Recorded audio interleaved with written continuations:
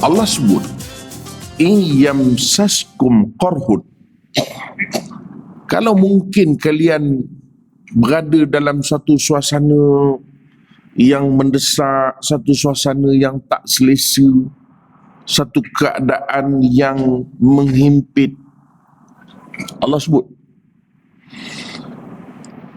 Allah sambung dalam ayat tu, faqad massal qauma qarhum mithlu,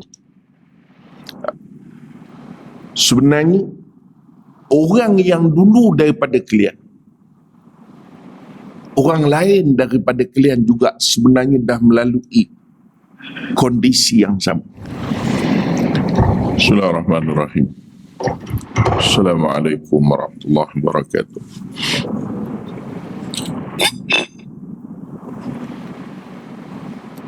Alhamdulillah nahmaduhu wa nasta'inuhu wa nastaghfiruh wa na'udzu billahi min syururi anfusina wa min sayyiati a'malina. May yahdihillahu fala mudhillalah wa may yudlil fala hadiyalah. Asyhadu an la ilaha illallah wahdahu la syarikalah wa asyhadu anna sayyidana Muhammadan abduhu wa rasuluh. Qala rabbi shrah li sadri wa yassir li amri wahlul 'uqdatam min lisani yafqahu qawli. Subhanaka la ilma lana illa ma 'allamtana innaka antal alimul hakim wa la hawla wa la quwwata illa billahil alil azim. Allahumma faqihna fid din wa 'allimna ta'wil amma ba'd. Terima kasih kepada Tuan Haji Mahdi, seluruh tuan kuasa masjid, lupa pula dah nama masjid. Masjid apa? Hidayatul Muttaqin Kelancung. Khususnya tuan-tuan, puan-puan, muslimin dan muslimat yang diraikan, para asnaf yang dirahmati Allah sekalian. Pertama sekali kita rafakkan syukur kepada Allah Subhanahu Wa Taala dapat kita bersama pada pagi ini luangkan masa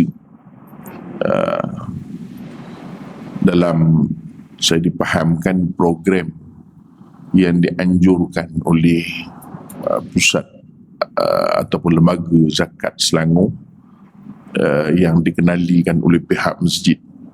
Saya beberapa kali juga program apa nama dia? Islah. Di bawah program Islah ni tahun ketiga saya banyak terlibat di Taman Medan, masjid apa ke benda nama tu yang mula-mula masuk Taman Medan tu. Jadi masjid apa? Ihsan ni. Jadi alhamdulillah hari ni jumpa dengan orang Bukit Lancung, tapi saya tahu mana satu asnaf. Cuma kat tangan sikit asnaf. Alhamdulillah. Baik, terima kasih. Apa pun macam disebut oleh Tuan Haji Mahdi tadi lah tuan-tuan ni, kita jaga sopi. Kita orang Islam ni, kita bukan jenis root orang panggil. Orang Islam bukan jenis gitu. Dia orang Islam ni dia tenang je. Dia bukan suruh benda dia nak bangkang begitu, tak. Walaupun kadang kita setuju tak setuju kan. Kadang orang kata, alah dekat mall tu elok je rapat-rapat, kata dia. Ya betul, kita boleh untuk nak memberikan pandangan, tapi kaedahnya selama mana dia membawa kepada kebaikan, kita ikut. Wa ta'awanu 'alal birri wat taqwa. Itu je simple. Wala ta'awanu 'alal ismi wal udwan. Prinsipnya jangan tolong-menolong pada dosa dan permusuhan. Benda kebaikan mungkin gerang kita tak setuju, tapi tak, asalkan dia untuk kebaikan, kita ikut.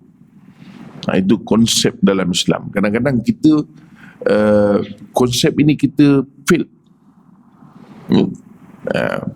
Sedangkan Islam menganjurkan kita untuk sama-sama ta'awun dalam perkara kebaikan, asal perkara kebaikan. Tak kira siapa pun, tak kiralah apa benda pun. Dan tentulah perkara kebaikan tu jelas kebaikan. Dia bukan maksudnya kebaikan, tetapi ujungnya itu memberi mudarat. Itu tak boleh lah. Misalnya kita buat masak-masak bagi orang makan, supaya ujungnya daripada bagi orang makan tadi orang supaya keracunan. Itu tak boleh lah. Walaupun bendanya bagus kan bagi orang makan, tapi tujuan bagi orang makan supaya orang keracunan, itu tak boleh. Tapi kalau memang suatu benda itu tujuannya bagus dan perkara yang dibuat itu bagus, selama mana tidak bertentangan dengan syarak, kita ikut. Itu kita, walaupun kita ada pandangan yang berbeza, kita fahamkan konsep tu. Jadi saya dipahamkan baru ini, saya dalam 2 hari sudah baru di Kajang katanya, polis datang, dia masuk, dia kira orang, dia kata kenapa nama kat sana tak cukup dengan kat sini, dan ada yang kena saman terus. Sebab untuk gelombang ketiga sebenarnya Tuan Haji Mahdi, bukan gelombang kedua, ini dah gelombang ketiga. Untuk gelombang ketiga ni perlu kepada lebih ketat sikit pendekatan. Tapi tak apalah tuan-tuan, macam ini pun bagus juga. Kita duduk macam ni, jadi penceramah pun lebih nampak tuan-tuan. Yang dengar ceramah ke main-main, duduk rapat kan tak nampak, boleh berselindung kata orang. Tuan-tuan sekalian, saya teringat ada satu ayat Allah Subhanahu Wa Taala dalam surah Ali Imran ayat 140. Bagus ayat ni kalau kita pegang. Ali Imran ayat 140. Tuan-tuan balik kan, nak tengok balik pun boleh. Ayat ni kita boleh pegang. Tuan-tuan kena ingat, Quran dia datang bukan untuk sebagai tilawah. Al-Quran dia bukan datang sebagai tilawah semata-mata, tapi memanglah membacanya diberikan pahala. Tetapi Al-Quran datang untuk memberikan manfaat kepada hidup manusia pada semua sudut. Sebab itu kadang-kadang ada sebahagian ayat Al-Quran dia datang dalam bentuk memberi motivasi kepada kita. Tak payah kita nak pakai teori pening-pening kembali. Tapi lah kak kan, kadang kita baca Quran, baca gitu je lah. Hatta kalau baca dalam bahasa Melayu pun kadang tak rasa apa. Sebab itu kita kena duduk dalam majlis ilmu supaya bila dia diterangkan, kadang-kadang penerangan itu didatangkan sekali dengan perasaan, diberikan jiwa dalam penerangan itu supaya kita pun rasa. Surah Ali Imran ayat 140. Saya mulakan itu dulu pagi ni. Allah sebut apa? A'udzubillahi minasyaitanirrajim. In yamsaskum qarhun faqad massal qauma qarhun mithluh wa tilkal ayyamu nudawiluha bainan nasi waliya'lamallaha alladhina amanu wa yattakhidha minkum syuhada wallahu la yuhibbuz zalimin. Saya ulang balik, waliya'lamallahu alladhina amanu wa yattakhidha minkum syuhada wallahu la yuhibbuz zalimin. Sadaqallahul azim. Allah sebut in yamsaskum qarhun, kalau mungkin kalian berada dalam satu suasana yang mendesak, satu suasana yang tak selesa, satu keadaan yang menghimpit, Allah sebut, Allah sambung dalam ayat tu, faqad massal qauma qarhum mithlu. Sebenarnya orang yang dulu daripada kalian, orang lain daripada kalian juga sebenarnya dah melalui kondisi yang sama. Faham tak? Maknanya Kalau apa yang kita rasa hari ni, kalau kita kata hari ni COVID lah, suasana, dia suasana, bukan bendanya. Tak mesti benda yang sama. Mana keadaan kita, kondisi kita, rasa terancam, rasa letih, rasa sedih, rasa bosan, rasa sempit, rasa dihimpit, rasa beban. Allah kata orang sebelum kau dulu pun melalui benda yang sama. Artinya bukan kita saja. Tak, bukan kita saja. Saya ni, kalau sahabat-sahabat ni, akak-akak abang-abang kita daripada kelompok asnaf, saya sebut tuan-tuan, kalau saya imbau dululah, sekarang umur saya 41, rasa saya lah, bila masuk 40 dah tak ingat nombor dah. Betul lah kata orang, ya. Belum 40 tu kira nombor, lepas 40 dah malas kira lah, lantak lah berapa nak jalan. Rasa saya 41. Tuan-tuan, kalau saya imbau lebih kurang 30 tahun dulu kak, tuan-tuan, saya ingat lagi zaman itu melalui suasana kehidupan macam mana orang panggil apa, jerih perih, apa betul lah, jerih perih bapak saya. Sebab saya orang kampung tuan-tuan, di Kuang sana. Bapak saya kerja bertukang enggak, tukang rumah, bukan kontraktor, tukang rumah tuan-tuan. Beza kontraktor lain, kontraktor sapu keliling, tukang rumah orang panggil. Tukang ni makna orang nak panggil, orang tak panggil tak ada.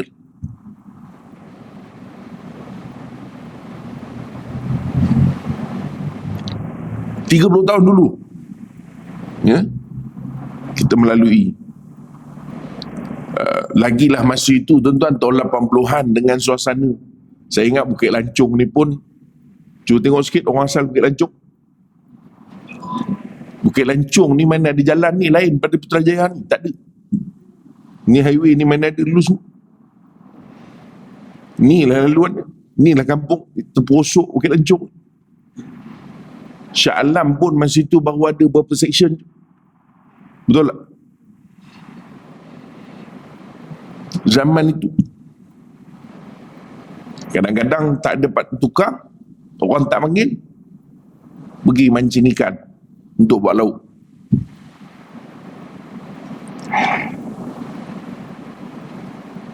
Betul lah Quran sebut, in yamsaskum qarhun faqad massal qaumul ladhi qarhun mislu.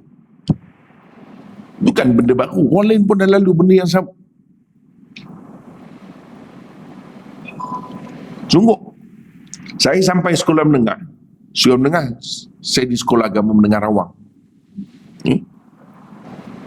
Dia nak masuk sekolah asrama yang biasa, tak berapa nak cendung gitu. Jadi nampak sekolah agama tu lebih sikit lah. Bukanlah pandai menor, tak kan, tapi nampak cenderung je. Jadi dapatlah masuk sekolah agama menengah Rawang. Jadi saya dengan adik saya 2 orang. Dan kita duit asrama kena bayar. Sampai satu ketika kadang ayah datang, adik perempuan, kadang-kadang kalau tak bayar, dia kena orang perempuan ni, dia kena sound, dia jadi malu. Kita orang lelaki tak apa, tebal telinga. Sampai tahap kadang kita kata tak apalah, abang bayar je lah dulu duit asrama adik dulu. Memanglah betul, nanti warden datang bertanya, ni Arento mana awak punya duit apa ni, duit asrama? Belum ada duit lagi lah Ustaz. Cakap dengan ayah awak ni, tu ayat biasa tu. Bukan banyak kak, RM30 je sebulan. Tapi tahun awal 90-an tuan-tuan, RM30 Allah karim.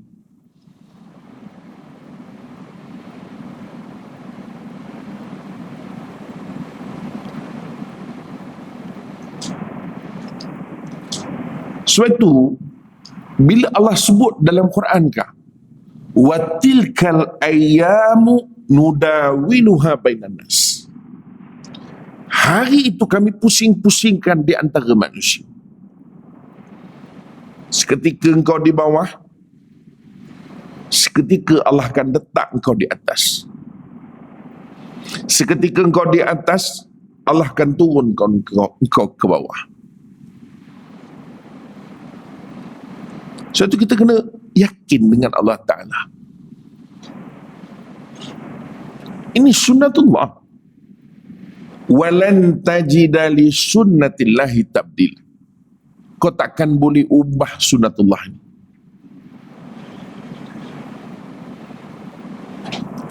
Sebab itu hari ini kadang-kadang kalau kita mengeluh apa yang kita lalui, percayalah tuan-tuan, kalau kita kata hari ni COVID, ya, ada orang kata, Ustaz, musim-musim COVID ni Ustaz, Allahu Akbar, tuan-tuan, saya ada 12 cawangan syarikat umrah saya. 12 cawangan. Tuan-tuan boleh imagine kan macam mana nak mengurus 12 cawangan tu musim COVID ni.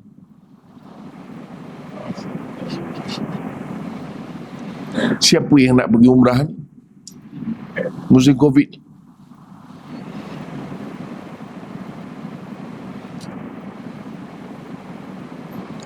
Sebab itu saya kata, hari ni kadang-kadang orang kata, Ustaz bolehlah senang lah.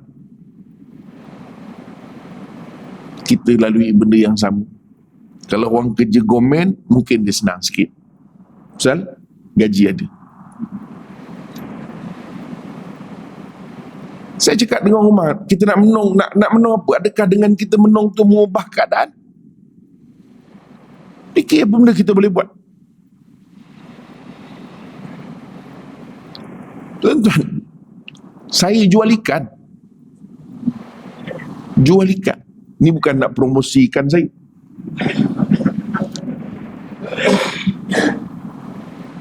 Saya pergi hantar ikan, orang tak percaya. Ustaz hantar. Apa masalahnya kalau Ustaz hantar? Bukan. Saya ada staff, kadang-kadang kita bergilir dengan staff. Sebab ikan kita ni kita hantar ke seluruh Lembah Kelang setiap hari. Sebab dia bukan dibekukan 2-3 minggu, tak ada. Kak, pernah kita terpaksa mengantar tu sebelum subuh. Saya keluar solat subuh dekat masjid, terus hantar sampai rumah balik pukul 3 petang. Allah sebut dah, wa tilkal ayyamu nudawiluha bainan nas. So itu dalam agama bang, dia ajar kita, kalau suka jangan suka sangat. Suka sambil bersyukur dan beringat. Bukan salah suka, seronok, gelak. Janganlah suka pun buat muka masam. Awak suka ke tidak? Suka, tapi pasal agama tak bagi suka sangat. Tak. Suka tapi sambil rasa risau. Kenapa risau? Khawatir masa itu Allah akan bolak-balikkan, kita tak tahu. Siapa sangka sekarang ni tuan-tuan, saya sangka kita ni, kami ni saja, yang syarikat ni je yang problem. Rupanya sahabat saya yang tukang menguruskan syarikat, dia panggil company secretary. Jadi kalau syarikat ni, dia kena daftar dengan company secretary, dipanggil istilahnya setiausaha syarikat. Dia bukan berniaga pun, kerja dia jadi setiausaha kepada syarikat-syarikat. Tiba-tiba baru ni senyap-senyap dalam dia punya company tu berubah, dia dah tak ada. Tanya dengan dia, dia kata sebenarnya dah tak boleh jalan dah. Sebab semua syarikat yang dia jadi setiausaha semua berhenti, semua tutup. Jadi dia nak jadi setiausaha kepada siapa? Situ semasjid okey lagi. Semasjid tak tutup. Tuan-tuan, dia punya efek tu. Kalau hari ni kita mengeluh, tuan-tuan, saya kata bukan kita seorang saja. Kalau hari ni kita tension, bukan kita seorang. Apa tuan-tuan ingat ustaz tak tension? Cuma tak adalah ceramah buat muka tension. Tuan-tuan mabuk pula, apa hal ustaz ni tension aja. Tapi ada masa kita mikir juga. Jenuh mikir macam mana jalan keluar. Tapi Quran dah sebut dah. Kenapa? Waktu ini akan datang balik. Ketika ini mungkin kalau dalam konteks asnaf mungkin dia rasa tak apa, kami memang dah biasa, memang selama ni pun kami rasa susah lah. Yang bukan asnaf mungkin baru rasa susah. Tapi isunya apa? Wa basyiris sabirin. Dalam ayat lain Allah Ta'ala sebut. Ya, kalau kita tengok dalam ayat lain misalnya surah Al-Baqarah ayat 155 Allah sebut a'udzubillahi minasyaitonirrajim wala nabluwannakum bisyai'in minal khawfi wal ju'i wa naqsim minal amwali wal anfusi was samarat wa basyiris sabirin. Kak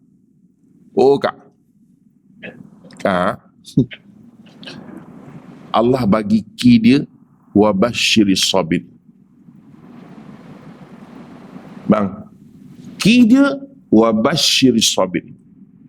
Allah beritahu berita gembira bagi orang-orang yang sabar.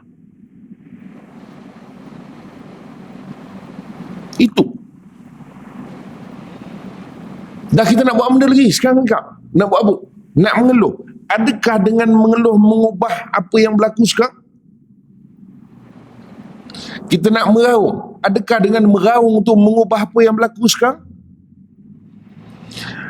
Kita nak menangisi apa yang kita lalui. Apakah dengan menangisi itu besok kita bangun pagi kita bukan lagi asnaf? Faham ke tidak?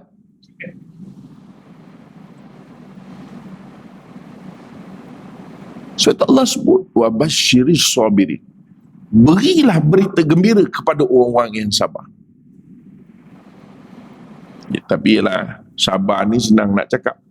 Tapi masa Covid ni senang nak cakap ke, susah nak cakap ke, semua pun memang kena sabar. Nak kata apa? Pasal semua pun terkesan. Jalan keluar dia satu saja. Wa basyiris sabirin. Kalau kau tak sabar, jadilah tuan-tuan apa yang berlaku tuan-tuan tengok. Yang terjun daripada tingkat 3, yang terjun masuk ke dalam apa nama tu, Jambatan Pulau Pinang tu kan, terjun orang selamatkan, ingat mati. Alamak, tak mati juga kata dia. Nah,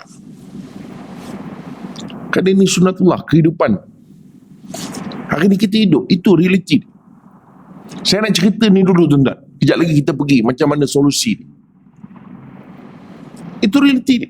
Tuan-tuan janganlah serius sangat, ngeri pula saya menengok ni. Ya. Ini bukan cerita apa ni, tak.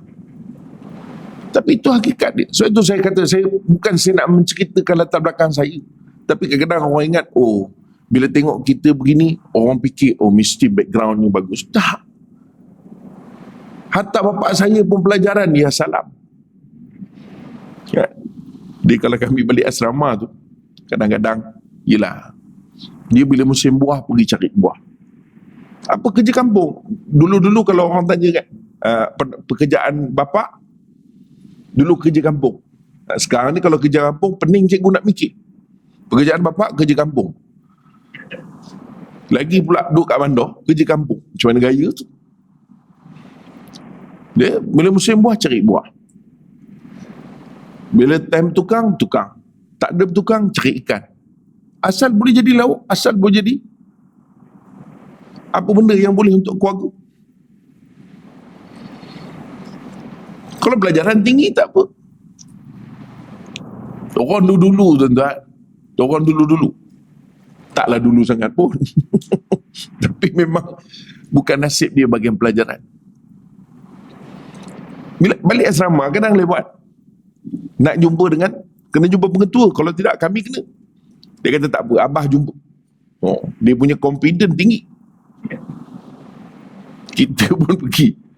Sampai rumah pengetua, kau turun, pergi bagi tahu dengan pengetua. Kita juga menghadap pengetua. Tapi saya kata tuan-tuan, inilah kehidupan, dan apa yang berlaku pada kita hari ini bukan kita saja. Dia juga berlaku pada orang lain, dan bukan sekarang, bahkan sebelum daripada kita, sebelum lagi daripada itu, bahkan daripada awal kehidupan manusia. Sebab itu Allah sebut wa tilkal ayyamu nudawiluha bainan nas. Pegang ayat ini tuan-tuan, pegang ayat ini betul-betul. Ini daripada Quran, ini bukan kata-kata hikmah atau teori, tak. Ini Quran sebut. Allah beritahu wa tilkal ayyam nudawiluha bainan nas. Hari-hari itu akan kami putar-putarkan di kalangan dalam kehidupan manusia. Jadi kalau kita hari ini mungkin berada di bawah, yakin. Kuncinya apa? Dalam ayat Baqarah 155 tadi. Wa basyiris sabirin. Berilah berita gembira kepada orang yang sabar. Tapi memang begitu. Itu sunnah para nabi pun begitu. Tuan-tuan tengok Nabi kita Muhammad sallallahu alaihi wasallam ni, hampir-hampir kita nak dekat dengan Maulid. Betul kan? 23 tahun Nabi sallallahu alaihi wasallam berdakwah.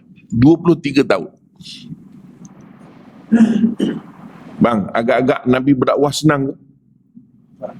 Allah. Kalau siapa yang biasa pergi ke Mekah, tuan-tuan, kita pergi ke Taif. Pergi Taif ni orang kita sibuk nak beli buah. Tapi saya memang, kalau kita pergi itu tuan-tuan, memang pergi makan nasi Arab kat Taif. Ni pasal Taif ni dia dekat dengan Yaman. Dia paling hujung Saudi sebelum border Yaman. Jadi nasi Arab ni dia taste orang Yaman yang original. Orang Saudi ni apa dia tahu ni? Dia menyekik je kerja dia. Sungguh. Tak ada orang Saudi sini kan? Dia orang Yaman, dia sedap. Dia autentik. Benda original. Lepas tu kalau pergi, kami makan nasi Arab kat sana, memang bukan kami kata sedap. Kadang kita ni syok sendiri. Orang Melayu, dia makan mana-mana pun sedap. Sedap nasi Arab kat Bukit Lancung. Ada nasi Arab ke sini? Marah pula orang jual nasi Arab sini. Ada? Tak ada? Tak ada. Sedap nasi Arab Bukit Lancung. Tapi taste kita, bagi Arab makan, dia pun bertanya balik, ni nasi Arab ke nasi apa? Tuan-tuan, kami kalau pergi ke Taif, driver tanya dulu, hari ni singgah restoran nasi Arab tak, kata dia. Driver tu Arab. Dia yang sendiri tanya, berhenti ke tidak? Sebab apa? Dia tahu memang nasi Arab tu autentik, sedap, original, Yaman. Tapi orang Melayu kita itulah. Sedangkan di Taif ni tuan-tuan, itulah saksi hidup bagaimana Nabi kita Muhammad sallallahu alaihi wasallam juga, bukan kita saja, cuma dari segi dia panggil istilahnya apa kita kata, Allahu Akbar, segmen lah. Saya tak tahulah tuan-tuan ni faham ke tidak COVID ni. Tinggi benar bahasa ni. Segmen lah, autentik lah. Segmen tau segmen? Oh kak. Maknanya dia tu ruang yang lain lah. Ya. Tetapi benda yang sama dilalui. 10 hari Nabi SAW berjalan. Jalan kaki. Dalam riwayat kata Nabi sengaja tak nak naik unta, supaya Nabi SAW tak nak orang lihat bahawa Nabi nak melarikan diri. 10 hari berjalan, mak. Taif ni 4,000 kaki, kau tak saksi, 4,000 kaki daripada parah laut, maknanya naik bukit. Di situ yang ada kabel car. Ada juga orang Melayu pergi main kabel car. Allah, tak ada kerja betul orang Melayu. Pelik-pelik je. Try kabel car, jom kerja dia. Pergi ke Mekah naik kabel car. Baik pergi tu Bukit Mak Cincang tu. Naik mana atas tu. Pasal dia tinggi.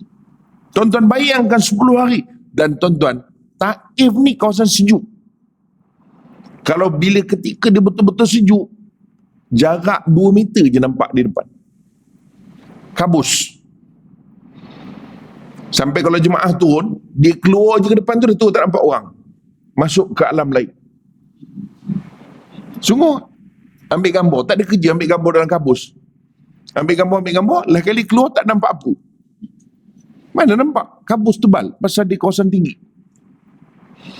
Tuan-tuan bayang. Nabi SAW duduk pula 10 hari disebutkan oleh para ulama. Tak ada seorang pun yang nak berikan Nabi tempat tinggal. Mana Nabi SAW tidur malam tu?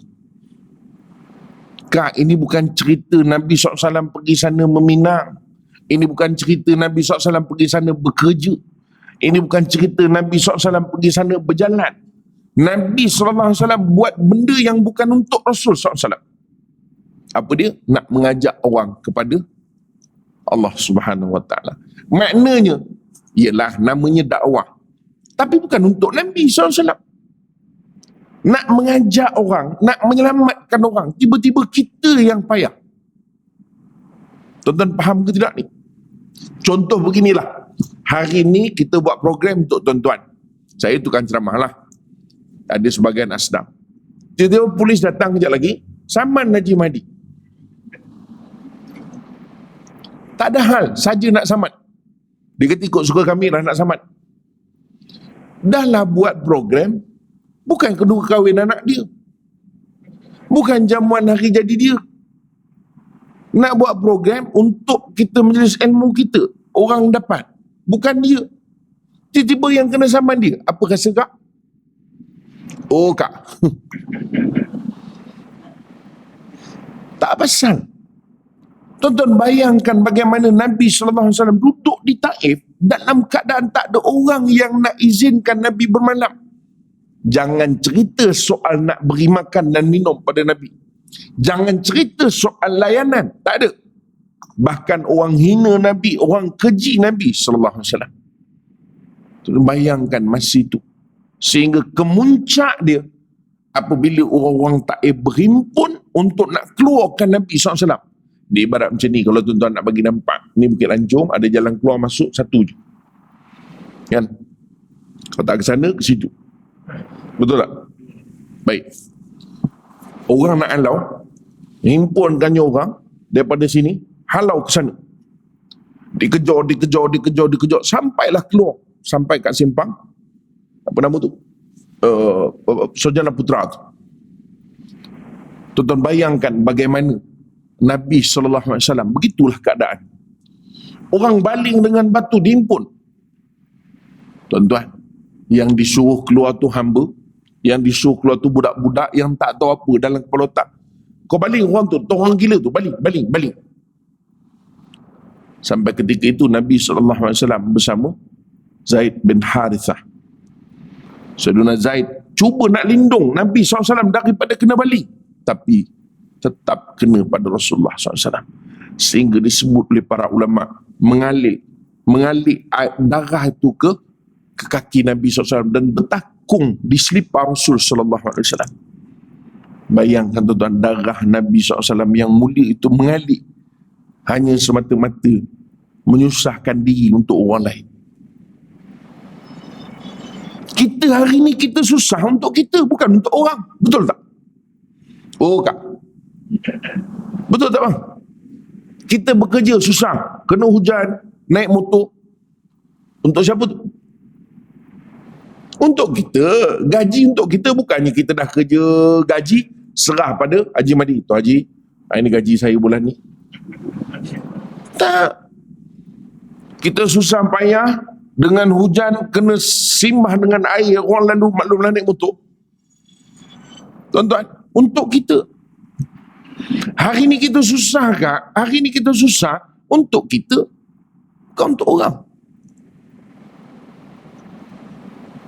Tapi Nabi SAW, Nabi SAW susah untuk umat. Sebab itu sampailah satu masa tu Nabi keluar daripada Taif tu. Bukan Nabi keluar, Nabi SAW dipaksa keluar.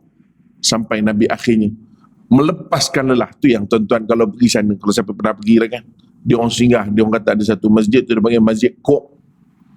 Kok ni maknanya siku. Makna Nabi SAW lepaskan lelah macam tu. Gitu kan, kita kan nak menyandor kata orang, letak siku tu, Nabi sandor kat batu tu. Tu pun orang kejar lagi. Sampailah Nabi SAW berlindung seketika di bawah kebun anggur milik orang Mekah. Tapi dibuat kebun tu di Taif. Jadi ringkas ceritanya tuan-tuan, dan orang kebun tu bagi pada Nabi SAW buah anggur. Dia suruh hamba dia pergi bagi, dan Nabi makan. Itulah yang orang bagi. Itu pun bagi tu kerana Allah nak gerakkan pemilik kebun tu, Utbah dan Syaibah tu, anak kedua Rabi'ah. Rabi'ah ni pembesar di Mekah. Dia bagi tu bukan dia suka ke hak. Tak. Dia panggil dia punya budak tu, kau main sini, kau bagi orang tu. Dia tak sebut pun itu Nabi. Sebab dia memang tak suka dengan Nabi. Dia orang ni memang daripada Mekah benci Nabi. Tapi besar Allah gerakkan hati kemanusiaan dia. Itulah bagi. Itu pun bagi bukan kerana nak bagi. Tuan-tuan faham ke tidak? Bukan bagi kerana nak bagi. Tak. Tapi terpaksa bagi. Tiba-tiba rasa tergerak hati nak bagi. Jadi dia panggil budak dia, kau bagi. Dia tak cakap pun Nabi tak kau bagi kat orang tu. Kau bagi je, jangan macam-macam. Pasal dia tahu, kalau sebut Nabi, kejap lagi hamba aku ni tak pasal-pasal Islam kejap lagi. Dia tahu bahawa Nabi SAW tu orang yang benar, tapi dia benci tu kenapa? Kerana kepentingan dia. Tuan-tuan, itulah yang Nabi SAW dapat makanan. Itu pun seberkahlah anggur. Dia bagi pada Nabi SAW. Sebab itu kita sebut apa yang kita lalui hari ini sebenarnya adalah sunnah kehidupan. Setuju tak? Oh kak, bang, setuju ke tidak? Itu realiti dia. Sebab itu saya kata, kalau kita mengeluh, adakah mengeluh itu akan keluarkan kita daripada apa yang kita lalui hari ini? Kalau kita termenung, apakah dengan termenung tiba-tiba terlelap mata kita bertukar tempat? Tak. Tetap kat situ juga kan. Menung, lepas tu terlelap.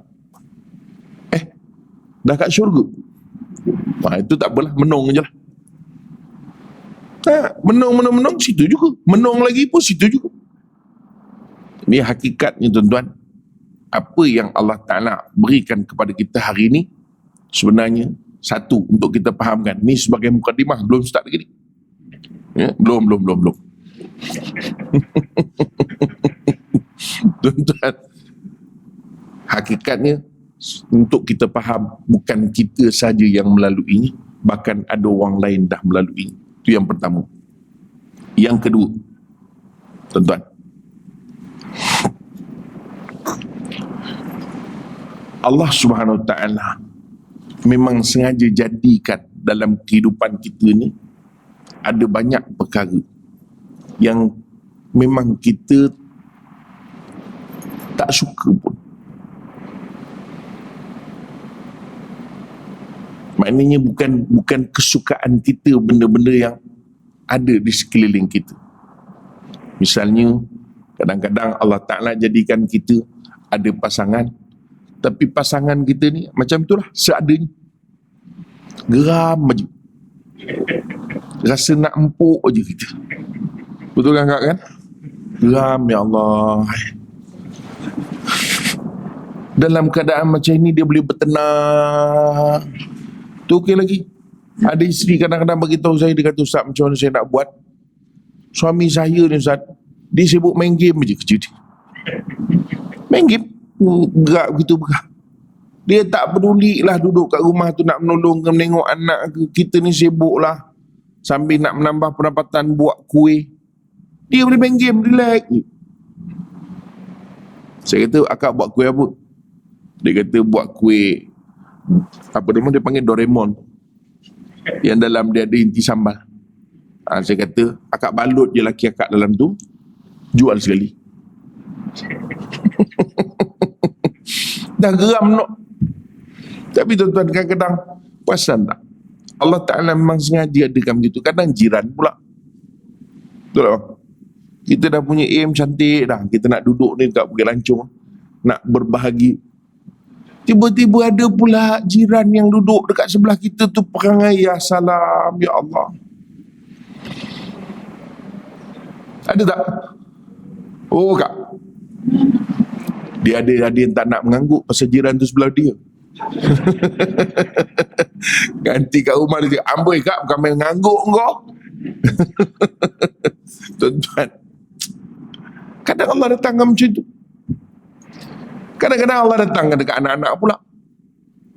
Kita ni punya lah payah, dia langsung tak ada kesedaran langsung. Allah datangkan begitu. Betul tak? Dan dalam keadaan macam ni pun dia boleh bertenang, buat tak tahu, tak ada nak memikir. Yang mak ayah dia susah. Ada. Tuan-tuan, saya ada pergi satu tempat. Lepas kuliah subuh masa itu, saya ingat lagi. Di Kuala Lumpur lah, saya tak sebut di mana. Pasal ni live kan? Takut ada yang menonton pula. Jadi, ceritanya, saya jumpa seorang sahabat saya daripada salah satu pusat zakat punya orang. Sama-sama kami lepas kuliah subuh, saya kata, Ustaz, kita pergi ke rumah orang ni. Ustaz dia banyak kali suruh datang. Okey, kita pergi. Pergi tuan-tuan, sampailah rumah dia. Anak dia ada semua sekali tak salah saya 13 ke 14. Anak dia. Ya? Sampai rumah dia, sebab kita tak ada autoriti. Jadi sahabat saya ni memang kerja zakat. Saya tak sebut ni zakat Selangor ke zakat KL, tapi Lemah Kelang. Dua tu je lah pun. Jadi, pergi sampai rumah tu, masuk, bagi salam semua. Kita tengok, saya pun first time masuk. Tengok ada, apa nama ni, orang bagi alat untuk nak buat kuih yang besar-besar tu. Ya, oven lah pun. Dia pun duk cerita lah, ni orang bagi Ustaz, ni orang bagi untuk buat kuih semua. Lepas tu duduk, tengok keluarga dia. Lepas tu dia kenal, ni suami saya. Suami saya tak larat nak buat kerja dah, kata dia. Ya, dia ada problem pinggang, dia katanya. Oh. Jadi kita pun tengok, anak-anak berapa, tanya 14. Kita lama dah kahwin? Lama dah. Ni anak-anak kecil ni baru bersalin sana. Kami menung juga. Banyak masa. Banyak masa. Tapi bila kita tengok, tanya anak-anak berapa umur, ada yang dah kerja. Ada 2-3 orang dah kerja. Anak-anak kerja tak? Kerja. Anak-anak bantu tak? Tak adalah. Kadang-kadang kita tak boleh nak fikir, tuan-tuan. Apa yang ada dalam fikiran anak-anak? Kita tak boleh fikir. Saya, tuan-tuan, sajalah, ni cerita, kita kan motivasi hari ni kan? Ambil PMR, zaman saya PMR dah. Belajar mendengar rendah. Sebab tu ingat, jangan ingat saya ni tua sangat. Saya bukan SRP. SRP, kalau siapa ambil SRP tua tu. SRP kan? Tua. SRP ke PMR? SRP. Tua lah tu. Oh, lama-lama dulu tak ada PMR. Saya tahun kedua PMR. Saya lahir tahun 79. Tuan-tuan, kawan-kawan ambil keputusan PMR. Saya duduk kat Bukit Melati, saya ingat lagi. Cuci tandas dengan ayah. Hari sama ni kawan-kawan. Biasalah bila ambil keputusan kan masing-masing seronok. Kan? Kita duduk kat Bukit Melati tu, saya ingat lagi. Tandas tu tandas lama. Memang teruk lah tuan-tuan. Segala macam tok nenek ada dalam tu. Nak kena basuh dia dengan asid. Buat. Tolong ayah punya masak. Buat tuan-tuan. Saya umur masa tu 15 tahun. Angkat asid, simak. Sekali tak jalan. Berapa lama dah benda tu bergerak. Tu dekat Bukit Melawati, saya ingat lagi. Kalau tuan pergi Kuala Selangor, Bukit Melawati, kalau bersih tandas tu, saya lah. Kalau kotor bukan tandas tu lah, tandas lain. Orang ambil PMR. Orang berseronok ambil PMR datang sekolah. Kita duduk situ menuk. Duduk bersih kan. Nak cakap dengan ayah tak sampai hati. Kau tidak nanti dia buat seorang. Cuci tandas berapa banyak nak bagi? Takkan kontrak 100,000 cuci tandas. Berebut orang nak pergi cuci. Sebab tandas tu lama. Dia nak repair balik supaya boleh berfungsi. Jadi dia punya cara tu kena pakai asid. Tu. Tapi kadang-kadang kita tak boleh imagine kenapa anak-anak ni dia tak boleh nak mikir. Kita bukan lahir-lahir senang tak, tapi kita tengok, bila tengok anak hari ni, kita menung, ke mana dia orang nak pergi sebenarnya? Betul tak kak? Allah Karim.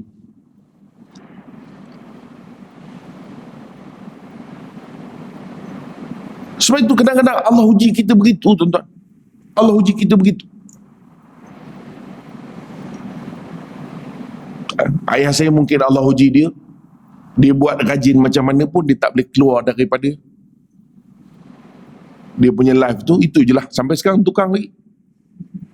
Sama 65. Dia kena bertukang jugalah pasal ada anak kecil. Mak saya meninggal dah. Lebih kurang 8 tahun sudah. Lepas tu dia dapat calon baru. Kami kahwinkan lah. Sebab award. Sebab dia jaga mak saya sakit dulu. Bapak saya jaga dengan penuh cemerlang. Jadi kami adik-beradik. Rasa biarlah dia kahwin. Lebih kurang masa itu pun umur dalam 59 gitu. Mak saya meninggal 58. Dia umur dia dah 57. Dia setahun muda. Jadi dengar kata nak kahwin. Kita interview, lulus, kahwin. Saya tukang interview. Buat kenduri. Wah, saya penyambut tamu. Apa dia panggil? Tuan rumah. Ketua keluarga. Ada anak seorang. 7-8 tahun. Jadi kena kerja lah. Dah siapa pula nak bagi makan anak tu? Masih lagi. Tapi Allah uji. Memang masih duduk dalam tu. Tak adalah jadi kontraktor. Bertukar pula. Kan? Dan ada orang Allah uji begitu.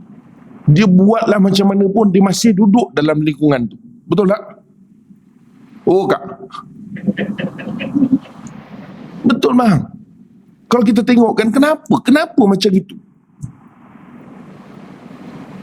Kadang Allah ujinya begitu. Ada orang Allah uji dengan pasangan. Ada orang Allah uji dengan mertua. Tak sama ujian kita. Kita mertua okey.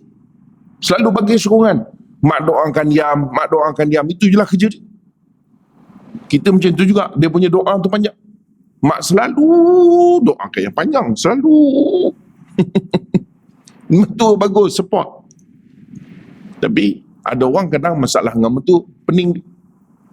Saya tuan-tuan, saya kalau masalah orang ni boleh buat buku. Saya ingat 2 jilid kot buku dah. Masalah ni, masalah tu. Saya masalah mak mentua tak suka mak mentua suruh kami duduk sama, tapi mak mentua tak bagi kami duduk dekat dalam bilik. Kami tidur kat luar je. Macam-macam ada. Macam-macam. Jadi manusia ni tuan-tuan, sebenarnya Allah Ta'ala memang uji untuk tujuan apa? Oh kak, macam kita sekarang ni tuan-tuan, Allah uji dengan COVID. Tujuannya untuk apa? Inna lillahi mati pula kata dia. Bukan. Inna lillahi wa inna ilaihi raji'un. Dan kepada dia kita kembali balik. Bukan makin lari. Maknanya kalau hari ni Allah Ta'ala uji kita dengan kesusahan, dengan kepayahan, apa kita nak kena buat? Apa kita nak kena buat, tuan-tuan? Oh kak, apa nak buat kak? Balik-balik pada dia. Balik-balik pada dia. Bukan makin lari. Ada orang makin susah, makin lari, makin susah, makin jauh. Jangan. Itu sebenarnya tuan-tuan, salah satu yang dibincang oleh para ulama, Allah suka dan Allah bangga bila hamba dia meminta-minta. Sehingga digambarkan ketika mana di Arafah pada musim haji. Bila mana orang berhimpun di Arafah pada 9 Zulhijjah. Allah beritahu kepada malaikat, lihat hamba-hambaku. Lihat hamba-hambaku hari ini. Dalam keadaan mereka letih, berdebu mereka. Kotor. Yalah, duduk dekat Arafah ni. Kira-kira dia punya keadaannya begitu. Walaupun sekarang ni ada macam-macam kan. Kalau tuan-tuan package 150,000 tak berdebu dah lah. Kan, berdebu kot mananya. Package 150,000, makanan dekat hotel tu dia bawanya ke Arafah. Termasuk dengan buffet-buffet tu dia bawanya kan. Tahu buffet tu? Penutup buffet tu, itu daripada hotel dia bawanya ke Arafah. Kok mana datang berdebunya? Aircon tu dia bawanya. Orang wukuf duduk, dia boleh wukuf atas kursi lagi. Siap ada boleh makan-makan. Tapi 150,000 lah. Macam boleh. Balik-balik tak ada rumah dah. Rumah mana? Dah jual lagi tu. Pergi package 150,000. Allah sebut kepada malaikat, lihat hamba-hambaku, mereka berdatang ke Arafah ni, masuk ke Arafah dalam keadaan mereka lemah, letih, dalam keadaan berdebu keadaan mereka. Allah berbangga. Kenapa? Oh kak, tuan-tuan, kenapa? Sebab semua di Arafah ketika tu berdoa kepada Allah Ta'ala, Ya Allah, Ya Allah, Ya Allah. Kan sunat pada hari Arafah bagi orang yang berada di Arafah untuk memperbanyakkan doa. Dia tak sunat puasa. Kita sunat puasa. Kita yang di Malaysia dekat Bukit Lanjong puasa. Jangan tak ada kerja pula, buat-buat macam kat Arafah pula. Labbaik Allahumma labbaik. Lebih dia daripada orang kat Arafah tu. Tak. Di sini puasa. Di Arafah sunat berdoa, tak sunat puasa. Cuma kata para ulama, kalau puasa pun tak berdosa. Cuma tidak disunatkan bagi orang yang di Arafah. Kenapa? Kerana nak supaya dipenuhkan, sehinggakan dipenuhkan dengan berdoa, sehinggakan solat ketika di Arafah dijamakkan zuhur dan asar. Jamakkan apa? Kata para ulama, jamak lin nusuk, kerana nusuk, kerana ibadah. Maknanya supaya semua fokus untuk berdoa. Dan tuan-tuan, kalau tuan-tuan pergi di Arafah, siapa yang ada pengalaman mengerjakan haji, memang orang berdoa tak putus kak. Orang dah tak peduli orang lain, yang meleleh air mata, yang menangis, Ya Allah, Ya Allah, Ya Allah. Kita memang suasana rasa hari tu, tuan-tuan bayangkan, kalau yang latest, yang tahun baru ni tak boleh kira lah. Pasal 1,000 orang aja. Kalau tahun sebelum tu saya pergi 2.38 juta. Tuan-tuan bayang 2.38 juta menadah tangan berdoa dan meleleh air mata. Kalau himpun agak-agak berapa banyak dapat? Kalau himpun air mata orang yang berdoa tu. Sebab itu Allah kata, aku berbangga dengan hamba-hambaku. Maknanya apa kak? Sebab itu Allah suruh kita balik pada dia. Balik. Tapi saya dah doa Ustaz. Ya, tapi tak cukup tu. Mungkin tak bersungguh lagi doa kita. Mungkin doa kita pun hentam kromo, mana ingat je. Sebab tu saya selalu sebut, kalau jemaah-jemaah saya bila pergi ke Mekah, saya kata tulis doa. Tulis. Tuan-tuan, bulan Ramadan baru ni memang confirm tak ada buat tarawih kat sini kan. Kalau ada pun 3 orang, ke 3 orang pun tak datang. Pasal tak ada feel 3 tarawih 3 orang tu tuan. Kita buat di rumah. To be honest, siapa yang sepanjang Ramadan doa tu diulang-ulang. Kita tak tulis doa pun. Kita pun tak tahu benda aku nak minta dengan Allah Ta'ala. Perasan tak? Kita tak tahu. Cuma ketika itulah kita berdoa. Mana ingat, kalau tengah-tengah berdoa, air panas, air masak, berhenti kejap tak apa. Ya Allah, yang macam aku nak lah. Terus cabut. Pasal kita tak bersungguh, tuan-tuan. Tak bersungguh. Sebab itu Allah nak kita balik pada dia. Sebab tu dalam Quran sebut, bila ditimpa musibah, mereka mengatakan, inna lillahi wa inna ilaihi raji'un. Kami ni datang daripada Allah, dan kepada Allah lah kami kembali. Maksudnya apa? Bukan sekadar artinya mati itu kita balik kepada Allah Ta'ala. Itu betul. Tetapi yang lebih penting untuk kita faham ialah dari segi prinsipnya. Balik semula kepada dia, minta dengan dia. Kita tak minta. Kalau minta pun tak bersungguh. Oh tak Ustaz, saya sungguh-sungguh saya minta. Kadang-kadang menangis. Menangis kenapa kak? Geram, teringat suami itu geram. Bukan bersungguh, geram. Ya Allah, kau cabut nyawa dia, ya Allah. Dia punya geram sampai tahap tu, tuan-tuan. Allah Akbar. Kadang kita sabar. Kadang bukan benda kita menangis. Bukan menangis kepada Tuhan. Kita menangis mengenangkan kita. Tuan-tuan faham tak? Oh kak, kita menangis mengenangkan kita.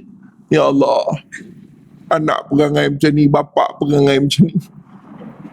Kita menangislah, memang menangis. Tapi bukan kerana Tuhan tu. Bukan kerana kita, ketika kita rasa dengan Allah Ta'ala, kita perlu, ya Allah, aku perlukan kau, ya Allah. Tak. Menangis pasal ni yang kita sedang lalui. Sebab tu kadang-kadang tak jadi. Maka balik pada Allah Ta'ala. Apa nak buat tuan-tuan? Pertama, doa. Doa. Dan doa ni tuan-tuan, macam mana saya nak sebut macam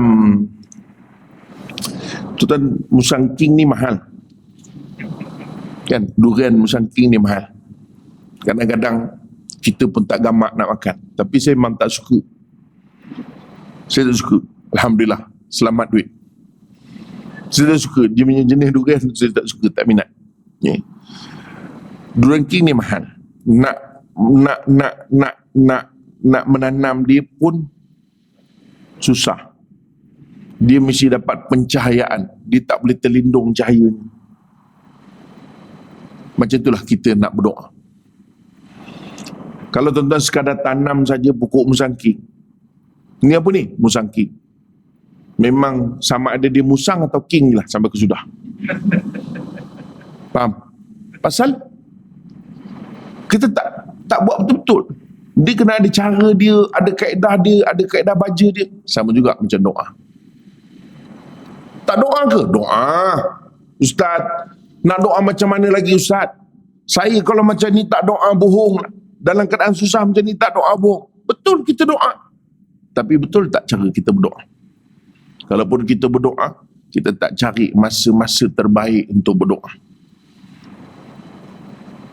Dalam hadis Nabi SAW menyebutkan 1/3 malam terakhir, lebih kurang 2:30 pagi. 2:30 pagi Allah turun ke langit dunia untuk mendengar hamba-hamba dia. Tuan-tuan boleh imagine tak? Oh kak, Ustaz ni suka begitu, aku baru nak terlelap kata dia. Bang, kita boleh imagine tak? Dalam keadaan kita kelang kabut perang, kan? Kita tak rasa lagi tu. Cuma bila perang ni, bom jatuh, peluru sepah, dia boleh jalan bertenang-tenang aja. Ada ke orang macam tu? Tuan-tuan pernah tengok tak cerita perang? Tak payah jauh lah, Bukit Kepong. Ada tak Bukit Kepong dia jalan tenang? Nampak kita kena serang lah. Ada gitu. Tuan-tuan tengok cara dia bercakap. Kita diserang, kan? Lain kan? Ada dipanggil apa? Yalah, mana kelang kabut ni, ataupun dipanggil tergesa-gesa. Betul tak? Mana dia suasana tu? Padahallah cerita tu Tuan bayangkan cerita Bukit Kepong tu, yang berlakon semua bertenang aja. Baik dia Samsudin, lemparkan peluru macam nak habis lah. Tak apalah, saya pergi sana. Macam tu. Ni perang ke tak perang? Kita pun tengok ni cerita perang ke cerita tak perang.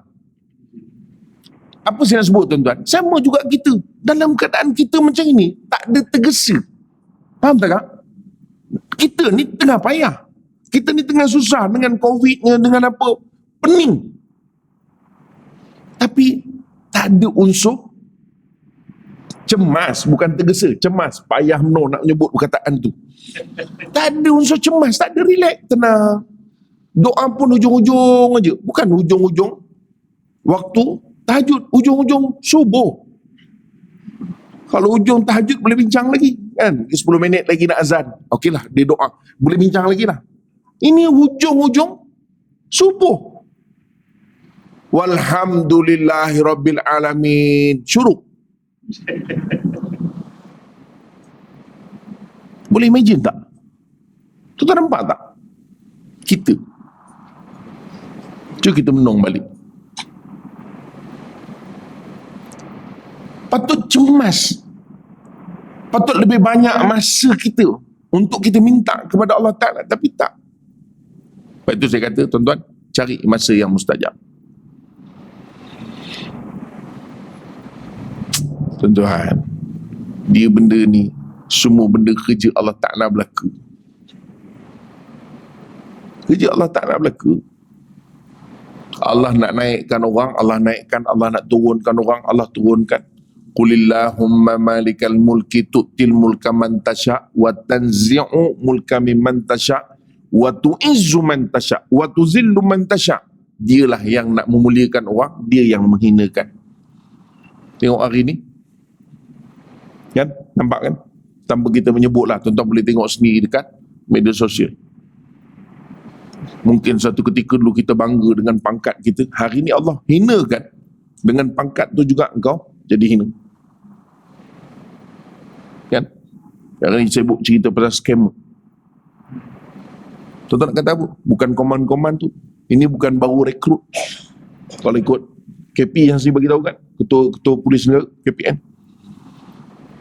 Yang hari ni orang bercerita ni bukan baru semalam habis rekrut.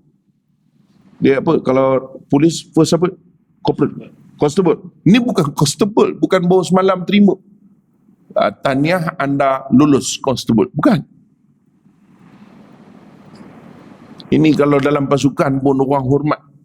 Tapi Allah boleh angkat kau, Allah boleh hinakan kau. Sehina-hina.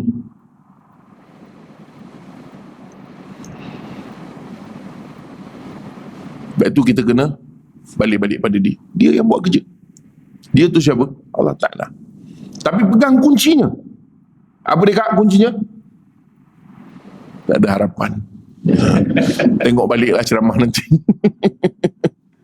Kuncinya apa? Itu balik pada Allah tu betul lah. Kuncinya.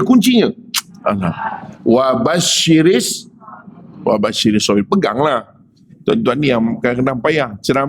Penceramah juga yang ingat sampai kesudah. Yang mendengar ceramah, apa tadi? Entah kata dia. Pegang tu. Wa basyiris sabirin. Allah kata, beri berita gembira kepada orang yang sabar. Tapi bukan sabar menung je, tak. Kalau menung saja tak jadi. Kena cemaslah, cemas. Cemas bukan kita cemas tu kerana takut rezeki kita, tak. Cemas dari segi tindakan. Cemas macam orang rumah terbakar. Tuan-tuan pernah tengok tak orang rumah terbakar? Kan tak tentu hala. Ke sana, kemari, wahal paip kat situ. Terbakar, cari paip sana. Tolong, air apa ke benda air? Paip kau dah pegang dah. Buka paip pun tidak. Pasal apa? Cemas. Kena ada unsur cemas tu, tapi kita relax aja. Allah tengok, aku rasa aku bagi dia ni ujian supaya dia ni susah. Aku bagi dia ujian susah, tapi macam tak ada apa-apa je. Tak cemas pun. Tak ada pula aku tengok 2:30 pagi bangun. Nak sujud pada dia, nak minta, merintih, merayu. Tak ada nampak sungguh pun nak berdoa, minta, tulis.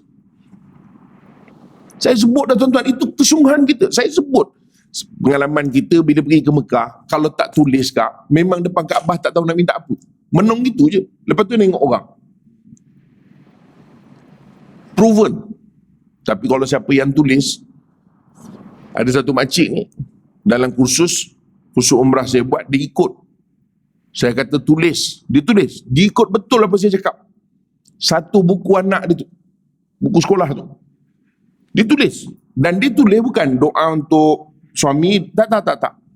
Doa untuk suami apa? Ya Allah, suamiku Khairul Nizam, Karim. Ya Allah, kau maha mengetahui. Ya Allah, suami aku ni kau tahu malasnya, ya Allah. Kadang-kadang malas, kadang elok, kadang aku rasa nak pijak je, ya Allah. Dia tulis dalam tu sebiji-sebiji. Macam itu tuan-tuan. Ya Allah, kau bagi dia. Dia cerita satu-satu. Anak pula. Anak berapa? 4. Doa anak yang pertama. Satu-satu. Sampai habis. Sampai apa, ya Allah, kau jadikanlah anak aku yang pertama ni doktor, ya Allah. Supaya besok boleh di-inject koma dengan bapak dia. Punya geram tuan-tuan. Rupanya sampai kat doa anak masuk lagi pasal bapak. Geram betul. Doa untuk anak kedua, ya Allah, biar dia jadi polis, biar dia tangkap bapak dia. Duit tak ada pun, judi juga. Dia punya geram sampai anak keempat semua doa tu masuk bapak dia. Ada juga bini geram macam tu sekali. Dia tak boleh nak luah tuan-tuan. Kan? Tapi itu cara dia duduk dalam doa tu. Makcik ni tuan-tuan, dia tulis satu buku sampai saya kata, saya pergi kat makcik tu, dia duduk, doa tu dia duduk, tak larat nak berdiri. Saya kata, makcik, tutup dulu, nanti boleh sambung lagi doa. Sampai gitu. Orang lain semua dah habis doa, dah tak tahu nak doa apa dah. Dia tak habis-habis. Selak. Saya tengok, ini dapatnya memang tak habis doa ni. Satu buku. Allahu Akbar. Tiba-tiba kita tuan-tuan tak tahu nak doa apa. Ya Allah. Pasal tak tuan, kita doa pusing-pusing tu je. Ya Allah, susahnya aku, ya Allah. Ya Allah, aku susah. Ya Allah, kau tahu aku susah. Itu je. Allah tahu lama dah lah. Kau nak apa, cakap lah. Kan? Itu pusing-pusing. Kalau kita pergi jumpa menteri pun, Datuk Seri tolonglah, saya susah. Datuk Seri, susah saya Datuk Seri. Datuk Seri, tolong saya susah. Datuk Seri. Dia pun pening. Awak nak apa sebenarnya? Saya susah. Itu je. Mintalah apa nak. Dengan Allah Ta'ala. Sebab itu saya kata tuan, kena ada kesungguhan dengan suasana kita. Tak, ini bukan asnaf je. Ni kita semua, mungkin kita ada yang terkesan dengan COVID. Sama kak? COVID ni dia tak kenal siapa dah tuan-tuan. Dia tak kenal asnaf ke tak asnaf. Semua orang affected. Duk. Jadi maknanya kita kena balik pada dia sungguh-sungguh. Tapi ingat, kunci tadi kena pegang. Wabasyiris sabirin. Bukan hari ni doa, besok dapat. Itu lagi Allah tak layan. Ya Allah, kalau boleh besok, bagilah ya Allah besok. Dia pula pandai suka-suka hati nak minta bila. Allah tahu masa bila nak bagi yang terbaik. Allah tahu. Mungkin hari ni tak dapat lagi. Mungkin kita berdoa sampai sudah tak dapat. Tapi rupa-rupanya Allah Ta'ala bagi pada anak-anak kita. Allah bagi pada anak-anak. Sebab itu saya, orang kata, Ustaz, macam mana Ustaz, anak saya Ustaz, kalau boleh nak jadi macam Ustaz lah. Dia, orang kita ni, kelakar pun ada juga. Ustaz, tolong tiup sikit anak saya ni, biar jadi macam Ustaz masuk TV. Kak, mak saya pun tak pernah doa masuk TV lah kak. Orang kita ni, aduh, kadang saya gelak pun ada. Nak doa tu masuk TV terus.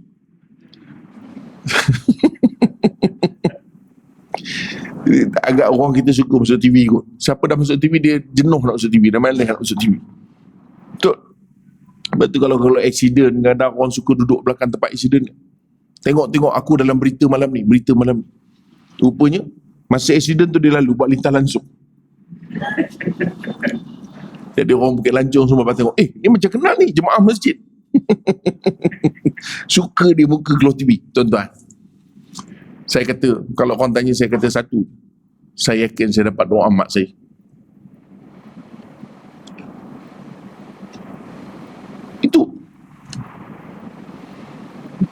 Pasal dia berdoa, dia terus berdoa, berdoa, dia mungkin tak dapat.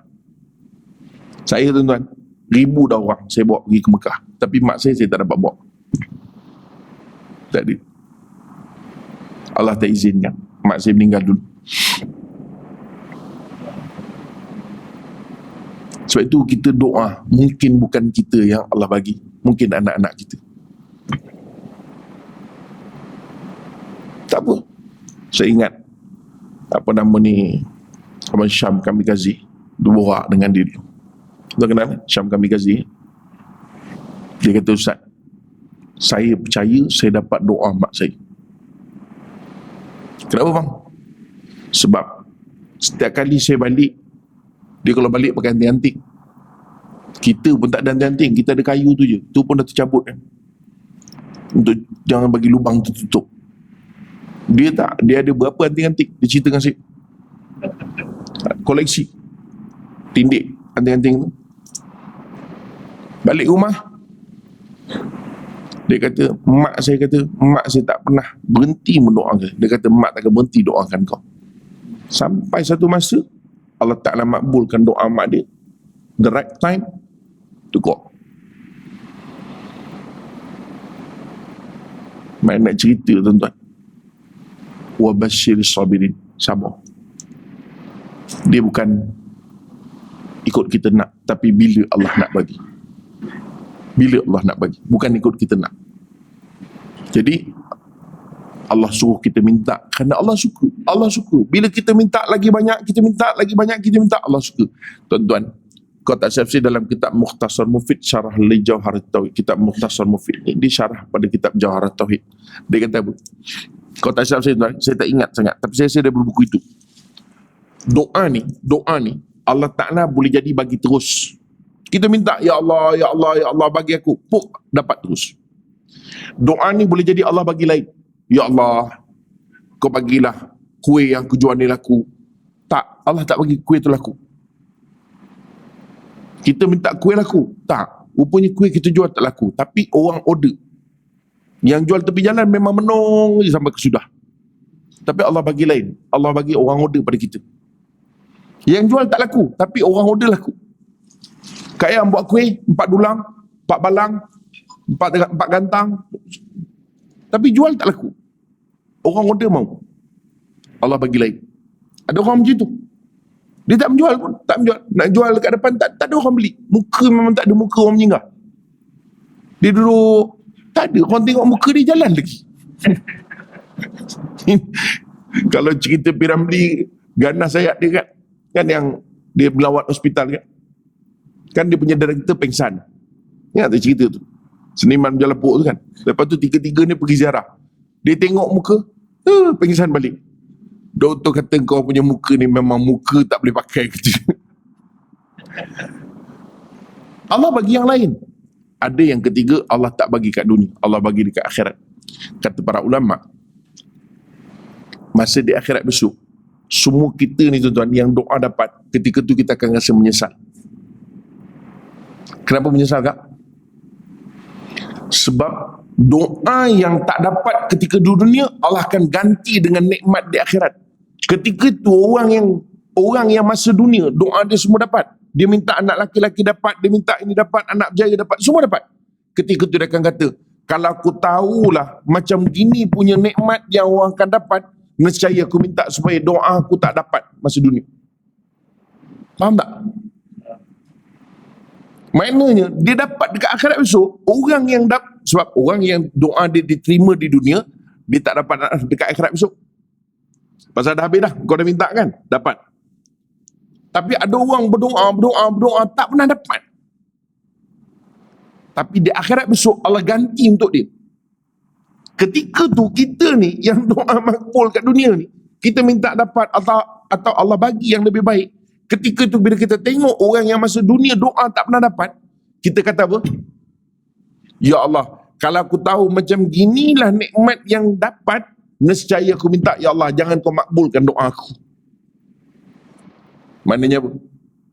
Hebatnya nikmat ketika nanti di syurga. Itu satu perkara untuk kita pegang tuan-tuan. Kadang-kadang ada orang berdoa ni jenuh, letih dah doa Ustaz. Jangan putus asa. Doa jangan putus asa tuan-tuan. Itu yang masalah. Kalau sampai tahap berdoa pun kita putus asa, ketahuilah bahawa engkau sedang melalui laluan-laluan yang mendatangkan keburukan untuk kau. Kerana doa pun kau dah putus asa. Malah doa pun tak pernah dapat. Auzubillah. Jangan sebut sekali-kali, jangan, never. Ingat, mungkin Allah nak bagi lebih baik atau mungkin Allah tangguhkan. Itu. Sebab itu tuan-tuan, balik pada dia. Of course, tuan-tuan kena jagalah. Kadang-kadang kita ni, sorry to say, kita tuan-tuan, saya cakap saya. Sungguh, saya pun lalui benda yang sama tuan-tuan. Lagi kita orang meniaga. Niaga ni lagi lah, memang tawakal, ya Allah, kau mudah doa tu, doa saja. Dulu makan gaji tak macam tu punya doa. Jarang bila nak cucuk hujung bulan kan, cucuk bank, ya Allah, janganlah duit tak ada, ya Allah. Ada? Cuba cerita siapa gaji bulan? Tak ada. Mana ada doa macam tu. Paling-paling tidak pun bismillah je kan. Bismillahirrahmanirrahim. Kan? Tu je. Tak adalah doa, ya Allah, janganlah duit tak ada, ya Allah. Tapi kalau memang dah potong banyak, memang tak adalah duit ni. Tapi kalau orang berniaga, tanya kalau siapa berniaga.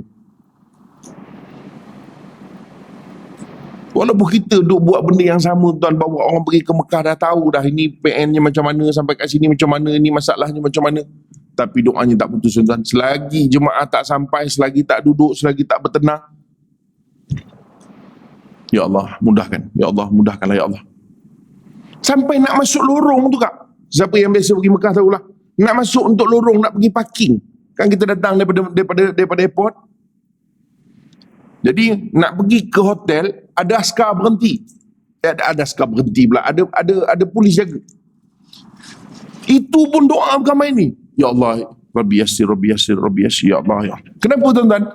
Kalau datang polis tu, dia punya mabuk dia kata, tak boleh masuk, pusing. Jemaah ni dah 8 jam atas bas ni, atas kapal terbang. Pusing pula, patah balik. Polis bagi masuk tu satu nikmat.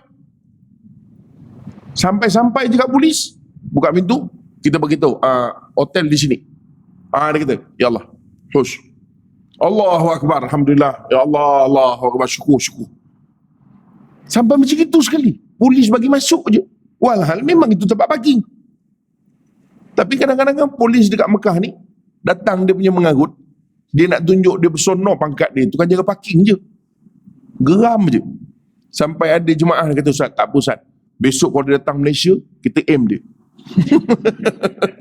Sungguh kak, ada jemaah marah betul dia. Cakap sabar, tenang. Sungguh. Saya kata belum tentu lagi dia pergi Malaysia. Tak apa, asalkan orang dia, kita aim. Punya geram tuan-tuan. Geram PL. Pasal memang parking. Bagilah masuk. Tapi dia punya nak tunjuk dia punya kuasa. Tak boleh, pusing. Macam tu. Sampai sebelum nak sampai tu, ya Allah, kau lembutkanlah hati polis-polis ni, ya Allah, kau lembutkanlah hati. Sampai tahap tu, walaupun hak kita untuk masuk, nak parking, kita doa supaya Allah lembutkan hati. Sampai macam itu.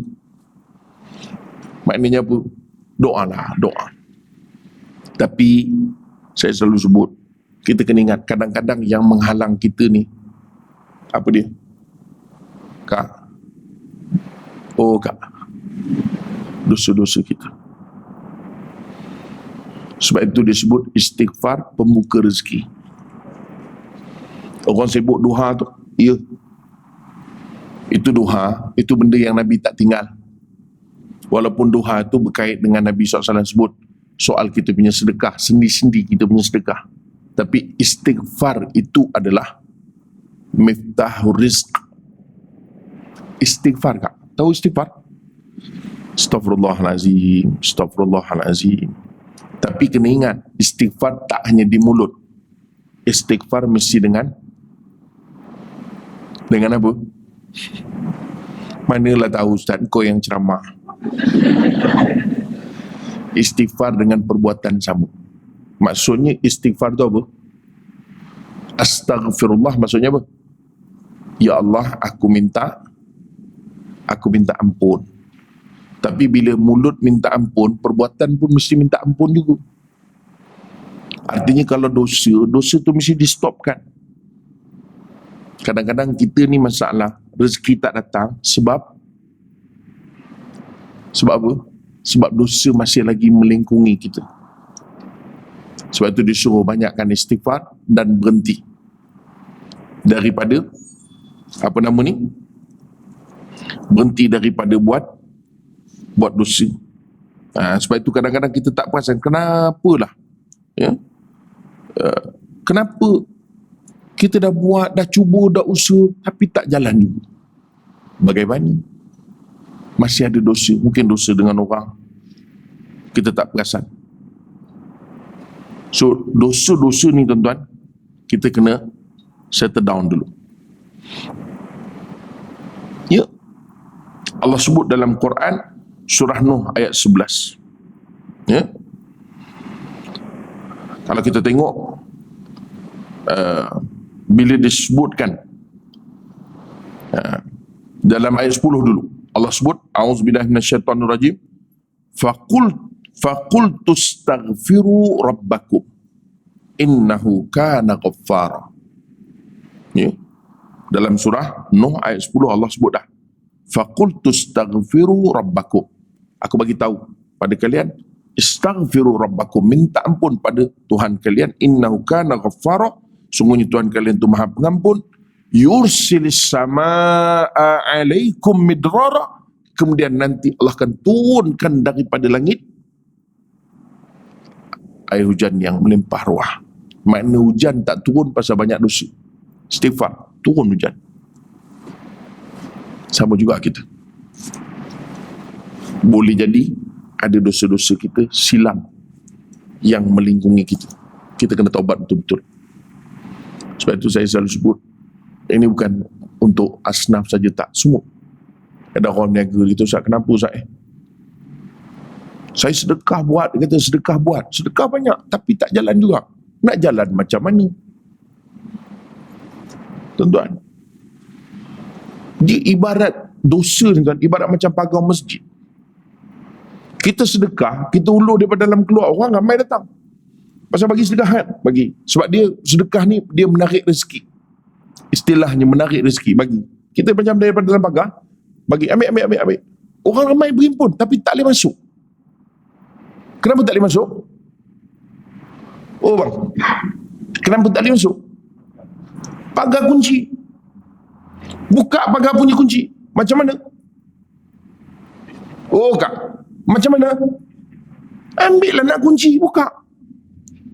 Yelah, kalau pagar tu kunci lah kan, buka lah dengan nak kunci. Kau tetap istighfar je sampai sudah tak terbuka pagar tu. Astagfirullahaladzim. Itu perumpamaan dia begitu. Sama juga kita lah. Yang kita hari ni tuan-tuan, dia duduk keliling, tak boleh sampai ke kita. Kenapa? Sebab pagar ni lingkungi kita. Maka robohkan pagar tu dengan istighfar. Pukul apa kita nak berhenti? Tuan-tuan,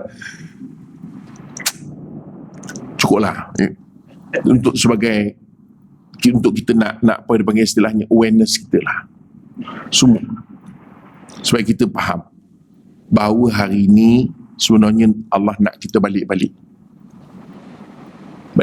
dia. Saya percaya semua kita dah usaha macam-macam. Kadang-kadang kalau asnaf ni misalnya, macam-macam usaha, kadang buat kuih lah, buat ini, tapi tak jalan. Kadang-kadang usaha macam-macam, kita ajar anak supaya anak belajar, anak kita bagi semangat untuk anak-anak belajar, tapi tak jalan. Sebab itu kena tengok balik, mungkin kita kurang hubungan kita dengan Allah Ta'ala. So kena jaga hubungan dengan Allah Ta'ala, jaga. Mudah-mudahan dengan kita menjaga hubungan Allah Ta'ala, sebagaimana disebut dalam hadis Nabi SAW, ini hadis Arba'in Nawawi pada sebut, ihfazillaha yahfazka, ihfazillaha tajidhu tujahaka. Jaga Allah, Allah akan jaga engkau. Macam kita lah orang Melayu, hari ni awak tolong saya, esok Oh bang, hari ni awak tolong saya, esok apa kak? Kalau hari ni awak tolong saya, esok saya tolong awak, katakan tak payah. Membohong semua tu. Sakit hati dia. Betul tak?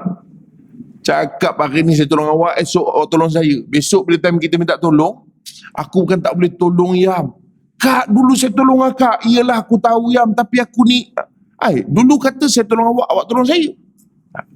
Hari ni saya tolong awak, esok Allah tolong saya.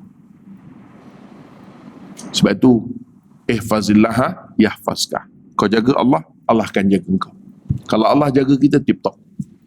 Ihfazillah tajidhu tujahka. Hadis.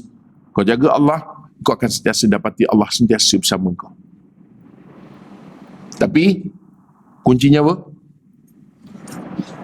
Oh kak, kuncinya apa? Sebutlah ayatnya. Kuncinya apa? Tak ada harapan dah, tuan-tuan. Kuncinya wabashir sabirin. Tuan-tuan, itulah. Tu hari ni cukup lah. Sebelah suku dah bawa tenang. Ya.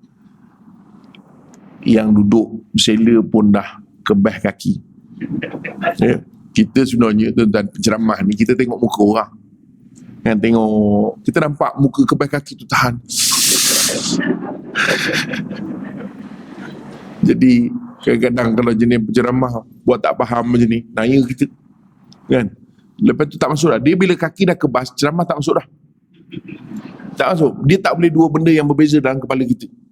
Nak menahan sakit ke nak belajar? Menahan sakit ke belajar? Menahan kebas belajar? Lah kali yang paling kuat menahan kebas lah.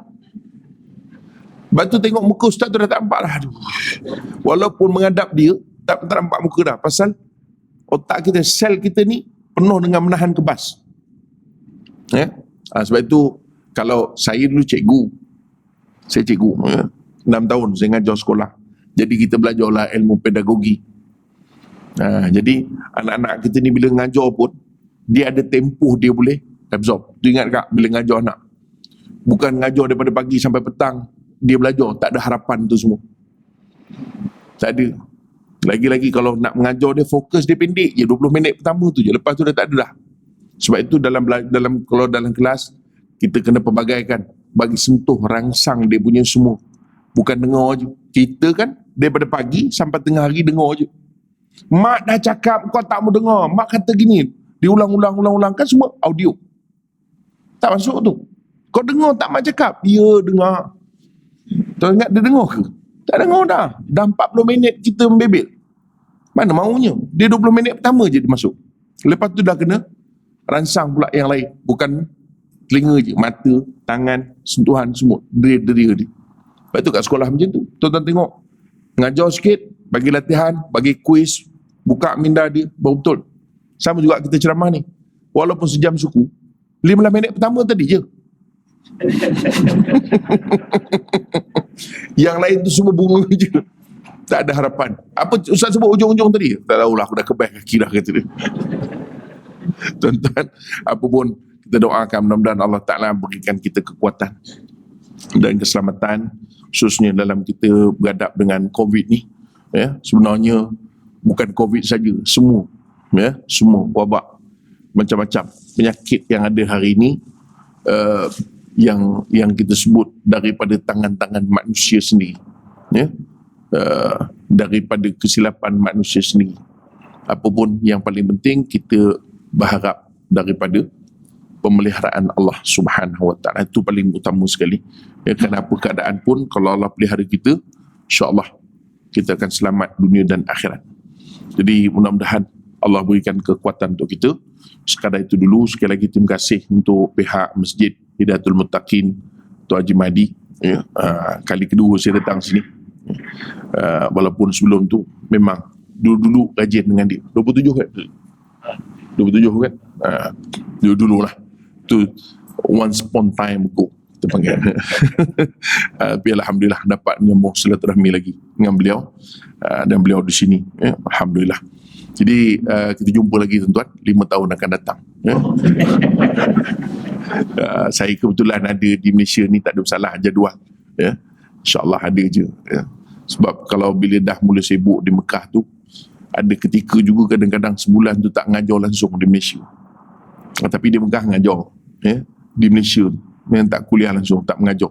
Saya mengajar ni tuan-tuan, bukan mengajar ni untuk kita makan gaji dengan mengajar ni, tak.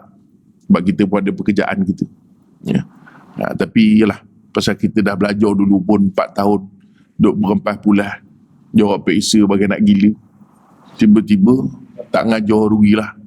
Kan? Jadi sebab tu kita ngajar. Ya, mudah-mudahan apa yang kita dapat tu kita boleh amalkan sama-sama lah, insyaAllah. Jadi untuk yang terakhir, macam saya wawarkan tadi lah, ya, siapa nak dapatkan, ada di luar sana, ada saya bawa sikit tapi tak banyak pun, ya. Saya dah menyangkakan tadi ada asnaf 20 orang, yang bukan asnaf 5 orang, itu je. Ramai pula hari ni. Saya ingatkan tak ada orang tadi, ya. Tuan-tuan pun tak bagi tahu nak datang, ya. Jadi saya tak banyak bawa pun tuan-tuan, adalah beberapa paket je. Tapi kita pun bukan kita nak menjual hari ni. Sebenarnya kita memang setiap hari kita agihkan ke seluruh Lembah Kelang sekitar lebih kurang 100 ke 200 kilo sehari. Ini kita proses setiap hari. Ikan keli kita tu, pasal orang nak makan ikan keli ni orang takut. Orang pejam mata tengok video ikan tu melompat-lompat. Ya, jadi orang takut. Tapi yang ini insyaAllah, tuan-tuan pejam mata ingat muka saya je. Boleh makan. Ya. Sungguh tuan-tuan ni, sebab kita pun makan. Jadi kita bukan sekadar jual, kita pun makan juga. Cuma ikan tu seminit je tuan-tuan boleh goreng terus. Sebab kita dah cuci bersih, kita dah cuci dengan darah dia sekali, dah termasuk kita air asamkan dia. Kita cuci dengan air asam Jawa sekali. Dan kita packing dia dalam bentuk vacuum. Boleh tahan sampai 14 hari. Kita dah pernah cuba dah. Tapi dengan syarat tak buka lagi lah. So tuan-tuan letak. Tapi kita tak cadangkan sampai 14 hari lah. Lambat tuan-tuan nak repeat order. Jadi boleh tahan sampai 14 hari. Pasal dia vacuum pack, InsyaAllah rasa tak berubah, rasa arnab ke, rasa lain. Dia tetap rasa ikan keli juga. Ya, InsyaAllah bersih dan halal. Jadi tuan-tuan nak boleh dapatkan di luar sana lah. Ya. Dan kita buat penghantaran setiap hari. Kalau pucung ni, ini kira ini kau sini ni kira pucung lah. Ini memang pucung pun kan?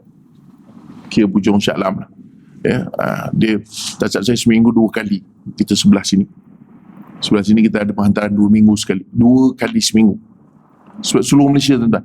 Seluruh Malaysia pula, seluruh Lembah Kelang. Dan ada juga yang terbaru, kita buat homemade daging salai. Resepi ni 9. Ya, memang dia punya rasa asap dia tu, smoke dia original. Ya, tuan-tuan try dulu lah. Nanti baru tuan-tuan bagi tahu original ke tidak. Ya. Tapi tuan-tuan try jangan ambil bawa balik gitu je. Bayar orang naik tuan-tuan. Boleh dapat di luar lah, ya. Wallahu a'lam. Assalamualaikum warahmatullahi wabarakatuh.